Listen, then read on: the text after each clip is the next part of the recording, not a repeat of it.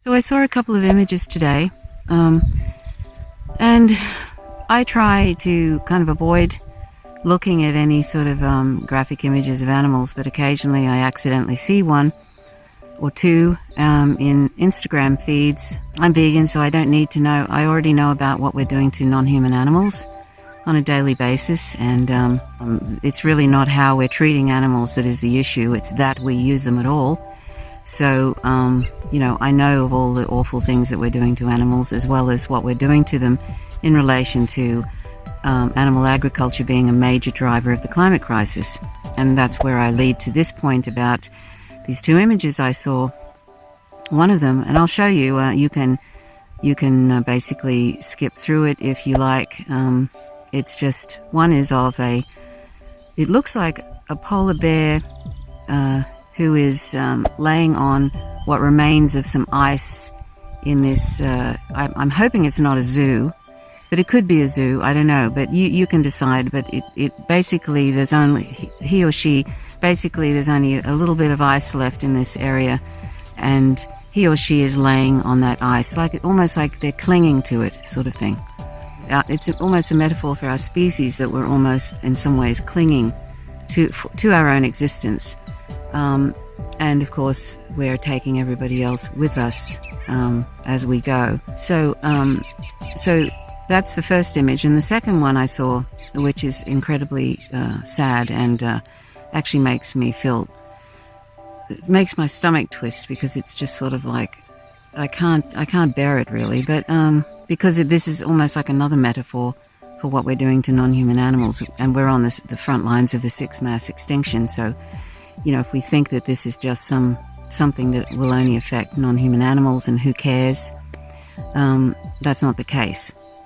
And of course we should all care because they're fellow earthlings, but unless we're vegan, we don't have that mindset. They're there for us to see as entertainment, or that, that they're not there in terms of being kind of nations of their own in a way, that they have the right to exist free of our interference.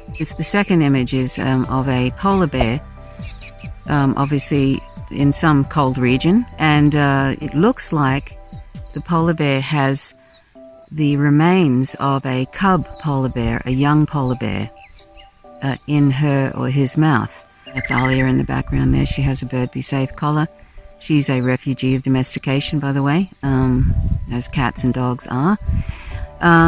Anyway, and no, we don't like to dress up our cats. So anyway, this polar bear has what looks like a young cub, the remains of a young cub in her or his mouth, and they have blood all over their snout, which means they've most likely eaten that cub themselves.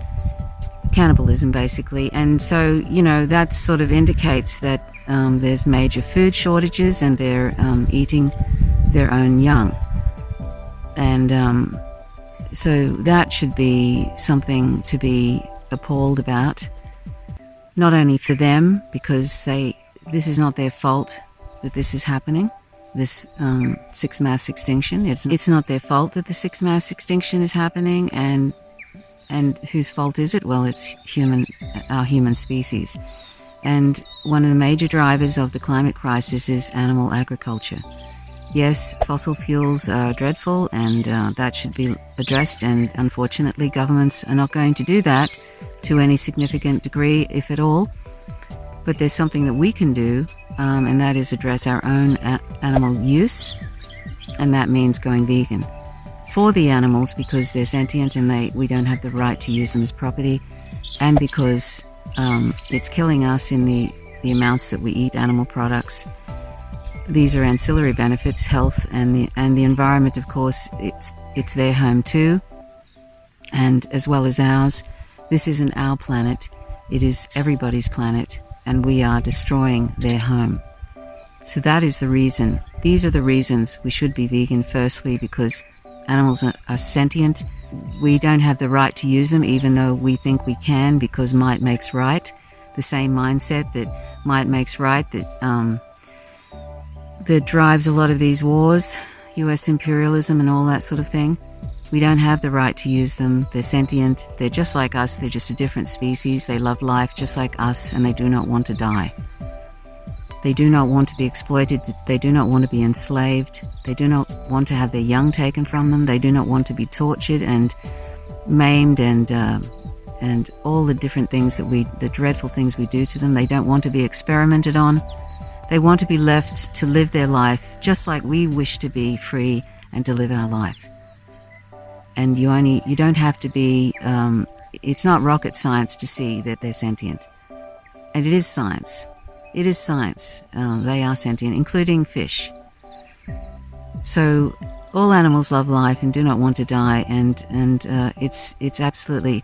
Are polar bears any more important than, say, chickens or fish or goats or cows or any other animals that we kill by the hundreds of billions every year, and by the trillions if they're aquatic animals? No, they're not more important. All that matters is sentience. So anyway, I'll show you these. I'll show you these two images if I haven't already, and you can skip by them because I've given you a fairly good description. But basically, it could be the mother that has this cub's head in her mouth with some drapes of bloody remains hanging down on the ground.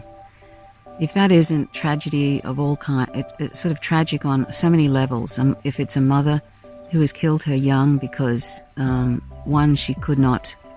That young was going to starve, and she is starving as well. And it also probably indicates too that there's a certain amount of so much distress and stress on them that they are doing this kind of thing. And I would say this is happening on a global scale to other species, in different species. At some point, if it isn't happening already, it will be happening. And eventually, I'm not saying we're going to become cannibals, but eventually food is going to run out for us as the climate becomes completely unpredictable. And we won't be able to grow food because it will rot on the trees, or it will not come to fruition. There's a whole lot of agriculture now that is failing even right now, due to the climate crisis. So at some point we may be starving too. That's looking very, very likely. So what we see in front of us in these images, really, it's a metaphor for eventually what is going to happen to us.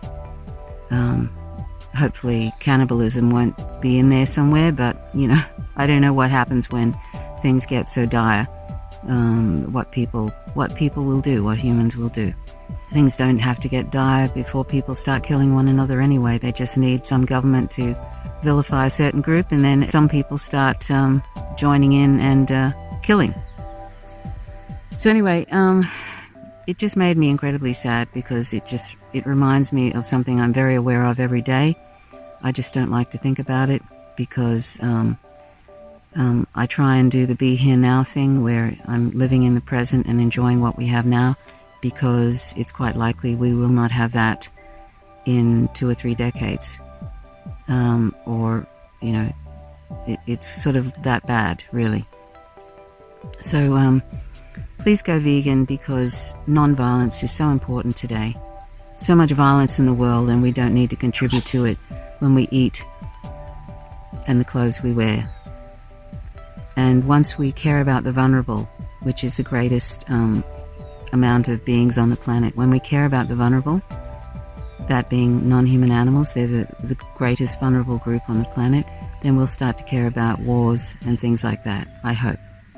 We will start to care about the victimization of other vulnerable groups when we become vegan. Some people don't go that way, but a lot of people do once you become vegan and you start caring about vulnerable beings who cannot fight back this human oppression and their enslavement.